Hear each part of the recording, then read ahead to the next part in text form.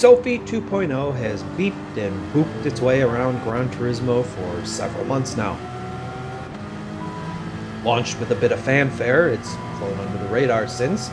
That's understandable, as the only update since that November 2023 release was to make Sophy available at 2 additional tracks. Don't sleep on it just yet, it's still a good product. It still has sportsmanship baked into its programming, it will still defend from overtakes, and may even try to overtake you.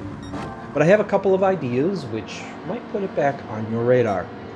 One you can do right now, the other would need to be added to the game. Before we discuss that, let's review current state. Currently available to race at 11 tracks, less than 1/3 of those in the game. Look for the heart symbol. It is limited to quick race mode and only for 2 or 3 laps at a time. That indeed gives it a narrow appeal, nor does it make for compelling YouTube videos, especially on bigger channels. Easy to see now why it has fallen off the radar. So what can we do?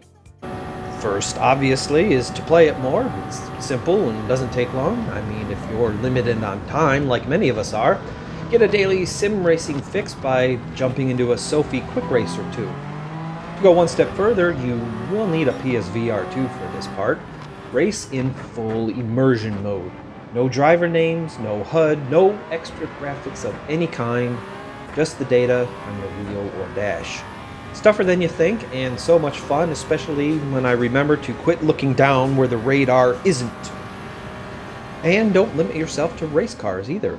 Use your favorite car or all the other cars in the game we never get to see or use very often. In all likelihood, I will never get to drive an Alpine A110 or a pristine E36 BMW M3, but I'll settle for doing so in VR.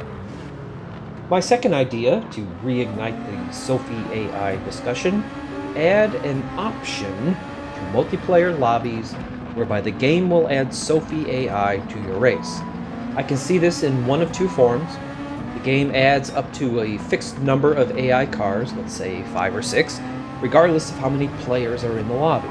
Or the game adds AI cars, so you always have a minimum of, let's say, 10 cars on the grid.